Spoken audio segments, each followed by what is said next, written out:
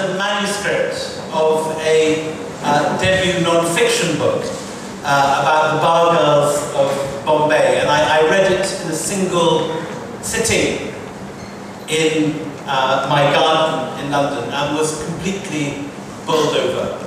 Sonia had spent a number of years tailing in the final published version of the book just one bar girl, and through her story refracted all the pains and pleasures and joys and struggles, the desperate circles of hell through which this girl travelled, and the amazing resilience with which she did it.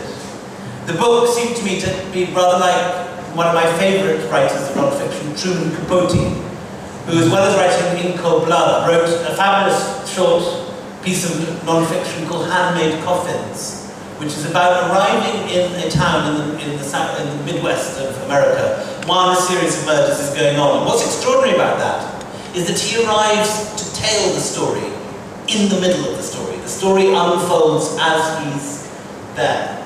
Events continue to happen as he's there listening to the people speaking. And Sonia's book has very much the same feel. She gets to know this girl while, in a sense, her story is just beginning. And the full horror of what happens to her, which we will dwell on later, and her amazing resilience in the face of those struggles, has been turned by Sonia into what I think is one of the most remarkable debut pieces of non-fiction I've read for a very long time. About 10 or 15 years ago, there was an odd situation in Indian writing in English, when there was an incredibly strong fiction first 11. You could field a world-beating team with a single generation of Indian writers like Amitav Ghosh, Vikram Seth, who else would be from that generation?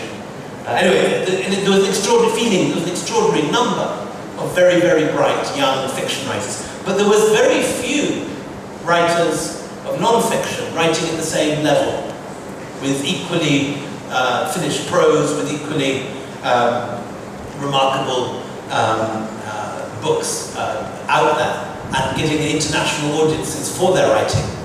That began to change, I think, with Suketu Mehta. Maximum City was the first great masterpiece in non-fiction by an Indian writer in English in my generation. And since then, we've seen 2 or 3 others. Namita Devdara's amazing memoir about her music teacher, Music Room. Bashara Peer's wonderful book about growing up in Kashmir during the insurgency, both books which I highly recommend you to try. And Sonia seems to me to be part of this new wave, to be part of a new wave of Indian non-fiction writers. There are no good reasons why these things happen, but at the moment it seems that in many ways the most exciting new fiction seems to be coming from Pakistan, which is a country which had no fictional tradition even a decade ago. But in India we seem to have got a sudden wave of really good, first-rate non-fiction writers. And I think Sonia's can hold her own with the very, very best of that, if not eating